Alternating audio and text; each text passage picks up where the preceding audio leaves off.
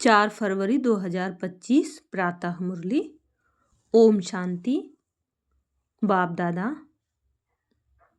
मधुबन। बाबा बोले, मीठे बच्चे, बाप तुम्हें अविनाशी ज्ञान रत्नों का दान देते हैं, तुम फिर औरों को दान देते रहो। बाप तुम्हें अविनाशी ज्ञान रत्नों का दान देते हैं, तुम फिर औरों को दान देते रहो। इसी दान से सद्गति हो जाएगी। प्रश्न है, कौन सा नया रास्ता तुम बच्चों को सिवाय कोई भी नहीं जानता? उत्तर, घर का रास्ता व स्वर्ग जाने का रास्ता अभी बाप द्वारा तुम्हें मिला है। तुम जानते हो शांति धाम हम आत्माओं का घर है, स्वर्ग अलग है, शांति धाम अलग है। यह नया रास्ता तुम्हारे सिवाय कोई भी नहीं जानता। तुम कहते हो अब कुंभकर्ण की नींद छोड़ो, आँख खोलो, पावन बनो। पावन बनकर ही घर जा सकेंगे। गीत बजा है, जाग सजनिया जाग। ओम शांति। भगवानुवाच, यह तो बाप ने समझाया है कि मनुष्य को व देवताओं को भगवान नहीं कहा जाता, क्योंकि इनका साकारी रूप है। बाकी परमपिता परमात्मा का न आकारी न साकारी रूप है, इसलिए उनको शिव परमात्माए नमः कहा जाता है। ज्ञान का सागर वह एक ही है। कोई मनुष्य में ज्ञान हो नहीं सकता। किसका ज्ञान?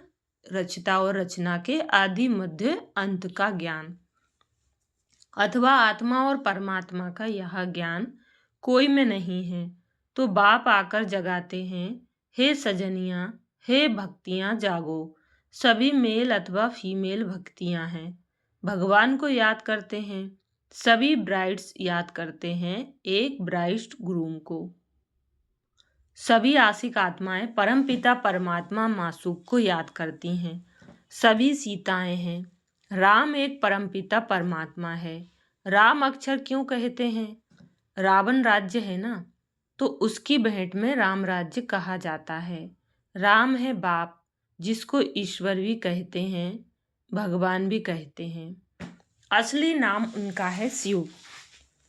तो अब कहते हैं जागो, अब नवयुग आता है, पुराना खत्म हो रहा है। इस महाभारत लड़ाई के बाद सतयुग स्थापन होता है और इन लक्ष्मी नारायण का राज्य होगा। पुराना कलयुग खत्म हो रहा है, इसलिए बाप कहते हैं बच्चे, कुंभकर्ण की नींद छोड़ो, अब आँख खोलो। नई दुनिया आती है। नई दुनिया को स्वर्ग सतयुग कहा जाता है। यह है नया रास्ता। यह घर व स्वर्ग में जाने का रास्ता कोई भी जानते नहीं है। स्वर्ग अलग है, शांति धाम जहाँ आत्माएं रहती हैं वह अलग है। अब बाप कहते हैं जागो, तुम रावण राज्य में पतित हो गए हो। इस समय एक भी पवित्र आत्मा नहीं हो सकती। पुण्य आत्मा नहीं कहेंगे।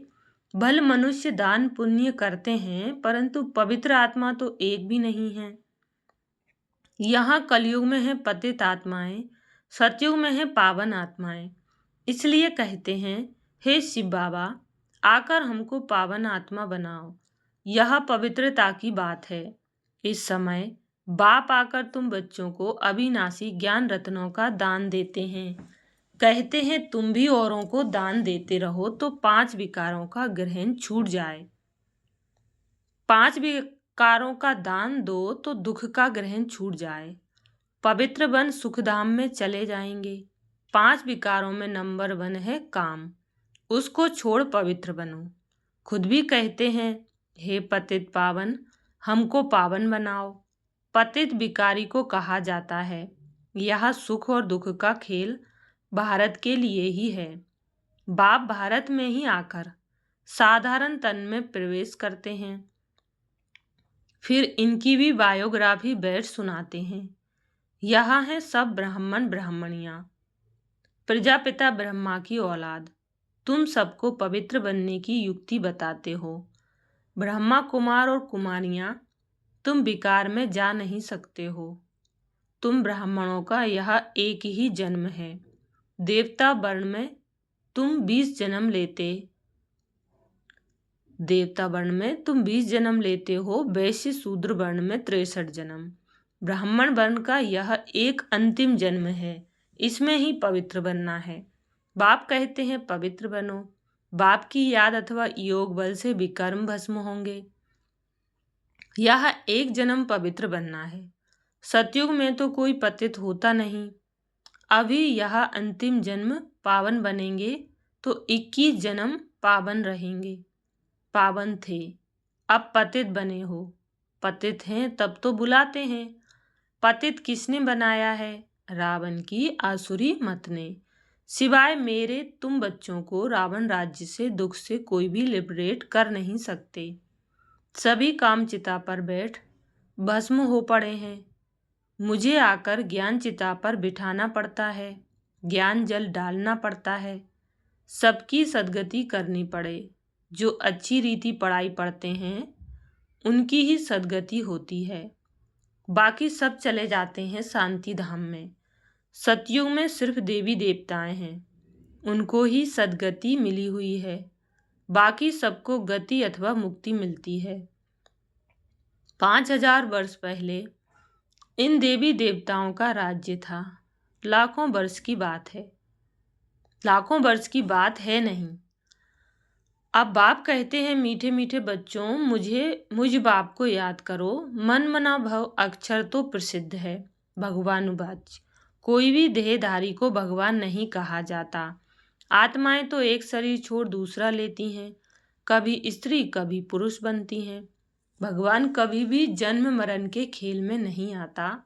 यह ड्रामा अनुसार नूंद है, एक जन्म ना मिले दूसरे से, फिर तुम्हारा यह जन्म रिपीट होगा तो यही एक्ट, यही फीचर्स फिर लेंगे। यह ड्रामा अनादि बना बनाया है, यह बदल नहीं सकता। श्री कृष्ण को जो शरीर सतयुग में था वह फिर वहाँ मिलेगा। वह आत्मा तो अभी यहाँ है। तुम अभी जानते हो हम सो बनेंगे। यह लक्ष्मी नारायण के फीचर्स एक्यूरेट नहीं हैं, बनेंगे फिर भी वही। यह बातें नया कोई समझ ना सके। अच्छी रीति जब किसको समझाओ तब 84 का चक्र जानेंगे और समझेंगे। बरोबर हर एक जन्म में नाम रूप फीचर्स आदि अलग अलग होते हैं। अभी इनके अंतिम 84वें जन्म के फीचर्स यहाँ हैं, इसलिए नारायण के फीचर्स करीब करीब ऐसे दिखाए हैं, नहीं तो मनुष्य समझ ना सकें। तुम बच्चे जानते हो मम्मा बाबा ही यह लक्ष्मी नारायण बनते हैं। यहाँ तो 5 तत्व पवित्र हैं नहीं, यह शरीर सब पतित हैं। सतयुग में शरीर भी पवित्र होते हैं। श्री कृष्ण को मोस्ट ब्यूटीफुल कहते हैं, नेचुरल ब्यूटी होती है। यहाँ विलायत में भल गोरे मनुष्य हैं, परंतु उनको देवता थोड़े ही कहेंगे, दैवीय गुण तो नहीं है ना। तो बाप कितना अच्छी रीति बैठ समझाते हैं। यह है ऊंचते ऊंच पढ़ाई, जिससे तुम्हारी कितनी ऊंच कमाई होती है। अनगिनत हीरे जवाहर धन होता है। वहाँ तो हीरे जवाहरों के महल थे, अभी वह सब गुम हो गया है। तो तुम कितने धनवान बनते हो। अपरम अपार कमाई है 21 जन्मों के लिए। इसमें बहुत मेहनत चाहिए। देही अभिमानी बनना है। हम आत्मा हैं, यह पुराना शरीर छोड़ अब वापस अपने घर जाना है। बाप अभी लेने लिए आए हैं। हम आत्मा ने 84 जन्म अब पूरे किए, अब फिर पावन बनना है। बाप को याद करना है, नहीं तो कयामत का समय है। सजाएं खाकर वापस चले जाएंगे। हिसाब किताब तो सबको चुकतू करना ही है। भक्ति मार्ग में काशी कलबट खाते थे तो भी कोई मुक्ति को नहीं पाते। वह है भक्ति मार्ग, यह है ज्ञान मार्ग। इसमें जीव घात करने की दरकार नहीं रहती। वह है जीव घात। फिर भी भावना रहती है कि मुक्ति को पावें, इसलिए पापों का हिसाब किताब चुकतू हो फिर चालू होता है। अभी तो काशी कलवट का कोई मुश्किल साहस रखते हैं। बाकी मुक्ति व जीवन मुक्ति नहीं मिल सकती। बाप बिगर जीवन मुक्ति कोई दे ही नहीं सकते। आत्माएं आती रहती हैं, फिर वापस कैसे जाएंगे? बाप ही आकर सर्व की सद्गति कर वापिस ले जाएंगे। सतयुग में बहुत थोड़े मनुष्य रहते हैं।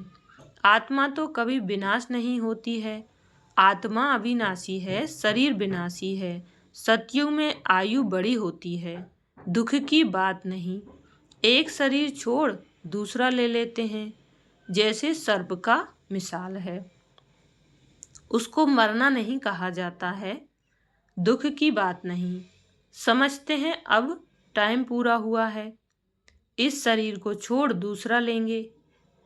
तुम बच्चों को इस शरीर से डिटैच होने का अभ्यास यहाँ ही डालना है।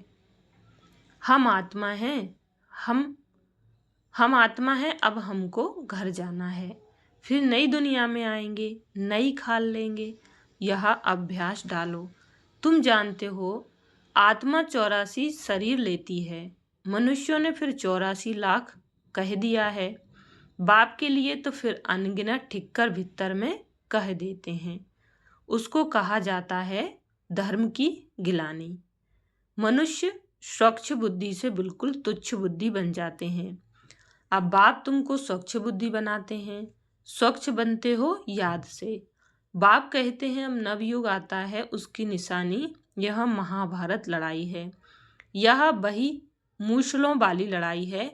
इसमें अनेक धर्म विनाश, एक धर्म की स्थापना हुई थी। तो जरूर भगवान होगा ना। श्री कृष्ण यहाँ कैसे आ सकें? ज्ञान का सागर निराकार या श्री कृष्ण? श्री कृष्ण को यह ज्ञान ही नहीं होगा, यह ज्ञान ही गुम हो जाता है। तुम्हारे भी फिर भक्ति मार्ग में चित्र बनेंगे। तुम पूज्य ही पुजारी बनते हो। कला कम हो जाती है, आयु भी कम होती जाती है, क्योंकि भोगी बन जाते हो। वहाँ है योगी। ऐसे नहीं कि किसकी याद में योग लगाते हो, वहाँ है ही पवित्र। श्री कृष्ण को भी योगेश्वर कहते हैं। इस समय श्री कृष्ण की आत्मा बाप के साथ योग लगा रही है। श्री कृष्ण की आत्मा इस समय योगेश्वर है। सतयुग में योगेश्वर नहीं कहेंगे, वहां तो प्रिंस बनती है। तो तुम्हारी पिछाड़ी में ऐसी अवस्था रहनी चाहिए जो सिवाय बाप के और कोई शरीर की याद ना रहे। शरीर से और पुरानी दुनिया से ममत्व मिट जाए। सन्यासी रहते तो पुरानी दुनिया में है, परंतु घरवार से ममत्व मिटा देते हैं। ब्रह्म को ईश्वर समझ उनसे योग लगाते हैं। अपने को ब्रह्म ज्ञानी तत्व ज्ञानी कहते हैं। समझते हैं हम ब्रह्म में लीन हो जाएंगे। बाप कहते हैं यह सब रॉन्ग है, राइट तो मैं हूँ, मुझे ही ट्रूथ कहा जाता है। तो बाप समझाते हैं याद की यात्रा बड़ी पक्की चाहिए। ज्ञान तो बड़ा सहज है, देही अभिमानी बनने में ही मेहनत है। बाप कहते हैं किसकी भी देह याद ना आए। यहाँ है भूतों की याद, भूत पूजा। मैं तो अशरीरी हूँ, तुमको याद करना है मुझे। इन आँखों से देखते हुए बुद्धि से बाप को याद करो। बाप के डायरेक्शन पर चलो तो धर्मराज की सजाओं से छूट जाएंगे।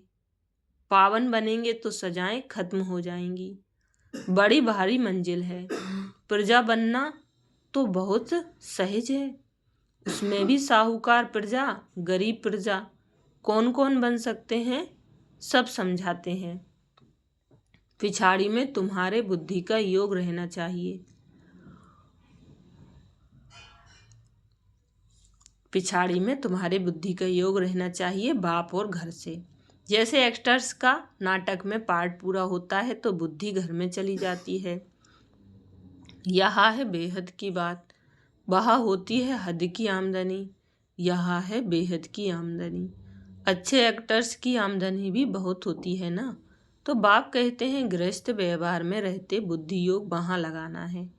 वह आशिक मासूक होते हैं एक दो के, यहाँ तो सब आशिक हैं एक मासूक के। उनको ही सब याद करते हैं। वंडरफुल मुसाफिर है ना। इस समय आए हैं सब दुखों से छुड़ाकर सदगति में ले जाने लिए। उनको कहा जाता है सच्चा सच्चा मासूक। वह एक दो के शरीर पर आशिक होते हैं, विकार की बात नहीं। उसको कहेंगे देह अभिमान का योग। वह भूतों की याद हो गई। मनुष्य को याद करना माना 5 भूतों को, प्रकृति को याद करना। बाप कहते हैं प्रकृति को भूल मुझे याद करो। मेहनत है ना। और फिर दैवीय गुण भी चाहिए। कोई से बदला लेना है, कोई से बदला लेना, यह भी आसुरी गुण है। सतयुग में होता ही है एक धर्म, बदले की बात नहीं। वह है ही अद्वैत देवता धर्म, जो शिव बाबा बगैर कोई स्थापन कर ना सके। सूक्ष्म वतनवासी देवताओं को कहेंगे फरिश्ते। इस समय तुम हो ब्राह्मण, फिर फरिश्ता बनेंगे, फिर वापिस जाएंगे घर, फिर नई दुनिया में आकर देवी गुण वाले मनुष्य अर्थात देवता बनेंगे। अभी शूद्र से ब्राह्मण बनते हो। प्रजापिता ब्रह्मा का बच्चा ना बने तो वर्षा कैसे लेंगे। यह प्रजापिता ब्रह्मा और मम्मा, वह फिर लक्ष्मी नारायण बनते हैं। अब देखो तुमको जैनी लोग कहते हैं हमारा जैन धर्म सबसे पुराना है। अब वास्तव में महावीर तो आदि देव ब्रह्मा को ही कहते हैं। है ब्रह्मा ही, परंतु कोई जैन मुनि आया तो उसने महावीर नाम रख दिया। अभी तुम सब महावीर हो ना, माया पर जीत पा रहे हो। तुम सब बहादुर बनते हो। सच्चे सच्चे महावीर महावीरनिया तुम हो। तुम्हारा नाम है शिव शक्ति। शेर पर सवारी है और महारथियों की हाथी पर। फिर भी बाप कहते हैं बड़ी भारी मंजिल है। एक बाप को याद करना है तो विकर्म विनाश हो, और कोई रास्ता नहीं है। योग बल से तुम विश्व पर राज्य करते हो। आत्मा कहती है अब मुझे घर जाना है। यह पुरानी दुनिया है, यह है बेहद का सन्यास। गृहस्थ व्यवहार में रहते पवित्र बनना है, और चक्र को समझने से चक्रवर्ती राजा बन जाएंगे। अच्छा, मीठे मीठे सिखिल दे बच्चों प्रति माता पिता बाप दादा का याद प्यार और गुड मॉर्निंग। रूहानी बाप की रूहानी बच्चों को नमस्ते।